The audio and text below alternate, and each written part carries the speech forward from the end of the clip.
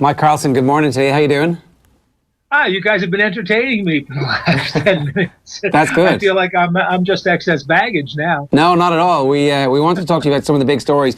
I did want to get your take on just how much of a push the NFL are making on London at the moment. It seems like every year things ramp up to the point where they've got like a full 10, 15 days of publicity ongoing at the moment in London to drive attention to the start of the season as opposed to just driving attention to the games in London. So that, combined with the pincer movement from Shad Khan trying to buy Wembley, it seems like something serious is happening in the background here. Yeah, I mean, I for the last few years when I've been asked about the likelihood of a London franchise, I've always kind of been, 50-50 on it, partly because what they've got now works really well. And they can fill up Wembley or whatever stadium 3, even 4 times a season, and that seems pretty good to me. But it's obvious to me now that they are really making the push for not 24/7, but for 4 months of steady coverage and build up, because I think they want to have that public attention there, and they've done such a great job of getting media, which was so hard to do for a long time. When the first exhibition games came to Wembley in the Fridge in 1985, and that there was a big hubbub, but it faded fairly quickly. And the World League of American Football got big publicity its first year when the London Monarchs won it, and then that faded as well. But they've been able to, as you said, ramp it up every year and still get the response. It's a phenomenal PR exercise by the league. Yeah, it does feel like it's leading to something specific. I mean, is it now more likely than not that Jacksonville will end up playing in 2 cities, or will they just move lock, stock and barrel to London? Like, is there a hybrid here, kind of a halfway house? That would be, to me, a really good solution, a hybrid team. But I don't know how it would work with the fans on either side of the ocean. It would probably do better here than it played in Jacksonville, because one of the big problems with a team in London is that most British fans, European fans, already have their favorite NFL team, and their team loyalty is very strong. So if the question is whether that would transfer automatically to a London team, which I don't think it would, and therefore would you be able to sell season tickets for 8 games? If the team were not that great, would the people come to those 8? Would they come to the 6th, 7th, and 8th games? Yeah, that's kind of reminiscent of the situation in Los Angeles, isn't it? Where there was just so long without a franchise that they'd already built up affiliations with other teams and a love for other teams. But ultimately, the teams that moved into LA didn't really care about that. Would that be the same attitude towards a London team? It's kind of. I mean, you do have a dedicated fan base here, which in LA, the football fan base, such as it is, was always primarily a college one for USC or UCLA.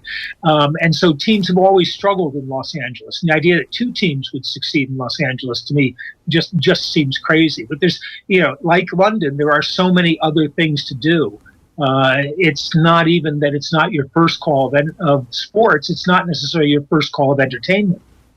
Yeah, the only counter-argument is that in Florida there are so many professional football teams that actually taking one out of the mix would probably be good for Miami and for Tampa Bay, and so ultimately the league thinks this is all going to work out okay.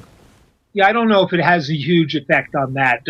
More to the point is Jacksonville's one of the, apart from Green Bay, smallest cities in the NFL. And although the fan base is pretty dedicated there, they don't seem to miss it as much when the Jags come over and play. And I think the NFL sees small market Jacksonville, huge market London, and by association Ireland, England, half of Europe, and think that's something they could build on. Yeah, let's talk a bit about Lev Bell.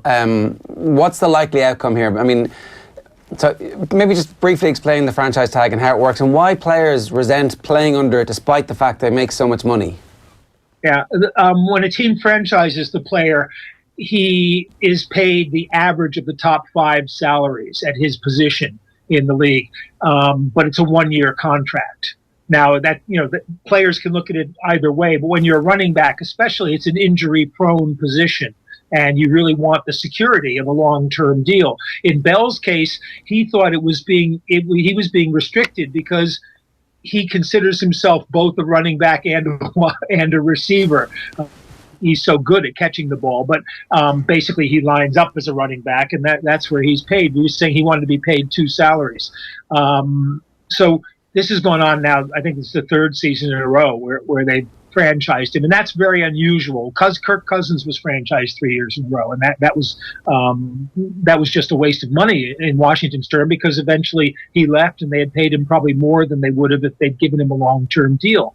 But like so many other teams, the salary cap affects Pittsburgh because they have money tied up long-term in other players, Ben Roethlisberger, Antonio Brown, and so they're happy enough to keep Bell keep him hanging every year, and Bell is more than happy to keep the Steelers hanging. And there used to be players who always held out and then showed up at the end of training and played, but they were usually linemen, good left tackles like Walter Jones in Seattle, who everybody knew was coming back. He just didn't want to go through all the hassle of training camp because he knew he didn't need it. Running back is a different kind of thing. You've got to get you can be in great shape, but not necessarily game shape for the cuts and the movement and things that you have to do. And I thought it was fascinating listening to that woman saying the Steelers had made him what he is. I covered Big Ten football when he was in college, and you could see that potential there. But it's been used much better in Pittsburgh than it was when he was in college. So there's an element of truth in what she said. He's set to make $14.5 million this year. Now you got to feed your kids. One of the themes of the coverage so far has been that if he comes back this year, the Steelers will run him into the ground in the same way that DeMarco Murray was treated, for example, by the Dallas Cowboys, where he ran, I think, something like 320 or 300, like way more than normal, and had a really down year the next year. And apparently the record of runners who run over 300 carries a season is really bad the next year. So Le'Veon Bell is obviously looking at this as like a 27-year-old thinking, I'd like another 3 or 4 years earning money, and everybody else knows how this game goes. So does he sit out to a certain point where no matter how many carries they give him, they can only hit a certain number, and he still doesn't lose his accrued year? Is that the brinkmanship we're at the moment? Yeah, and once he's got the franchise deal is guaranteed. That's one of the upsides of it. So he doesn't have to play 16 games. He's still going to get paid for 16 games, unless the team were to suspend him or something like that. Todd Haley was their offensive coordinator. He's gone, and Haley was one of those guys who didn't seem to believe in playing 2 running backs in the same game. So they would have backups like D'Angelo Williams, who when Bell was hurt, Williams would play a whole game. Then Bell comes back, and Bell would play the whole game, and Williams wouldn't get more than 2 or 3 touches. And you're absolutely right. I think Football Outsiders came up with the 370 mark for ball carries, and we've seen them not necessarily for contractual reasons run into the ground, but the obvious conclusion you can draw is that when a guy is in the last year of his contract and you're not going to be able to afford to re-sign him, there's no point in not running him as much as possible. But we said the same, or Bell said kind of the same thing, or people said the same thing about it for the last 2 years, and it hasn't happened once he was there. Yeah. The season does kick off tonight. Like, it does strike me looking at this, Mike, that is this like the most open race for a Super Bowl we've had in quite some time? I think looking back on last year, it might have been, but I don't think we were sitting here 12 months ago looking ahead, kind of salivating at the notion of an open run, whereas this year, I think we are. Yeah, and it's interesting because, even successful teams have made big moves. So you think of Minnesota signing Kirk Cousins from Washington, and then Case Keenum has thus gone to Denver. I think in the NFC, it really is true. You've probably got 5, maybe 7 teams that could be in contention to go all the way. And the AFC is not really so strong. I mean, once you get beyond New England and Pittsburgh and Jacksonville, you're wondering. There's questions about every team. Some of them could be really good. I think New England against Houston will be a real interesting one on Sunday when Deshaun Watson plays against the Patriots for the first time. But tonight's game, Atlanta at Philadelphia, is a real good test. Philadelphia, the Super Bowl champions, and with Nick Foles, the backup quarterback who took them to the Super Bowl, is still playing because Carson Wentz isn't ready. And Atlanta, who were in the Super Bowl the year before, but disappointed last year, although they still made the playoffs. I think Atlanta's a really good team. And if they've shaken off that kind of curse of the Patriots comeback win in that Super Bowl 2 years ago, if they get back to the kind of form they had 2 years ago, this could be a really good game. They could have a really good season. When I picked 4 division winners and 2 wild card teams in the NFC, Atlanta was one of the wild card teams, but they could easily win that division. New Orleans, I had ahead of them, and any team that makes the playoffs in the NFC is probably going to be a good shot to be able to go through. Yeah, that actually makes a lot of sense. That if you're picking teams, it's worth picking the slightly longer odds in the NFC and just stacking up in the NFC and hoping that whoever it is manages to beat the Patriots, basically.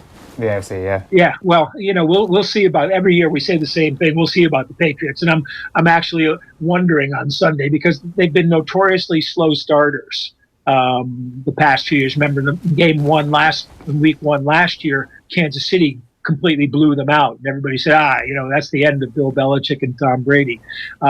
You can never write them off, but the way preseason works now with the new rules to have less contact, protect the players, the 4 preseason games have become almost meaningless. Whereas it used to be 2 of them were relatively meaningful.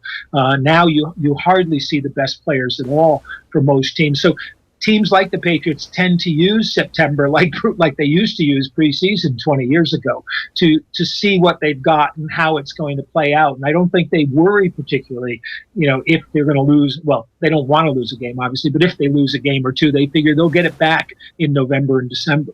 Yeah. Who would you advise for people kind of coming to the league early to watch out for this year? Obviously, Deshaun Watson, as you mentioned there, was a huge breakout star last year before that injury. Who's going to be the Deshaun Watson this year, even in a position other than quarterback?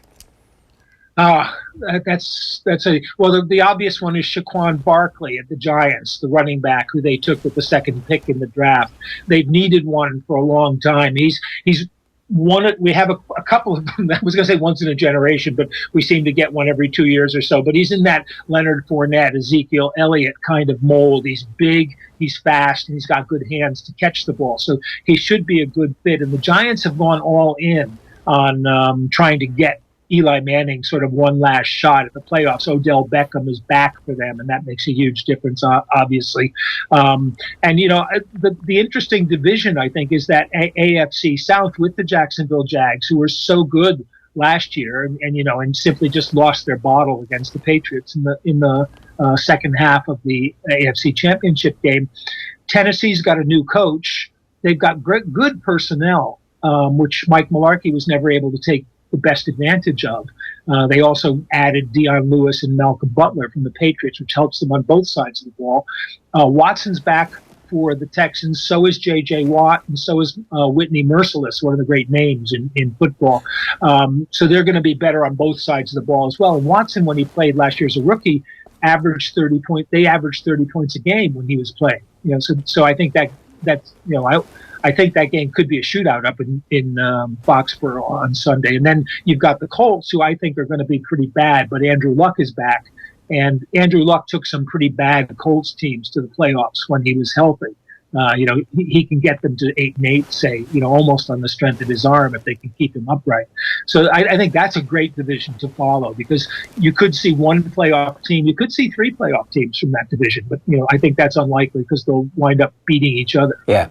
Mike, one of the great names in football. Thanks very much for joining us, and it's great talking to you. We look forward to talking to you across the season. Yeah.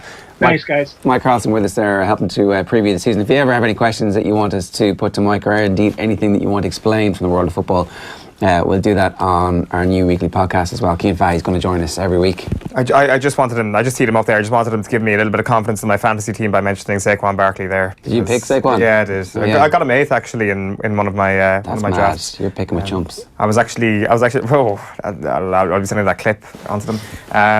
I was kind of hoping he was going to say Josh Allen there as well, but unfortunately not. Not yet.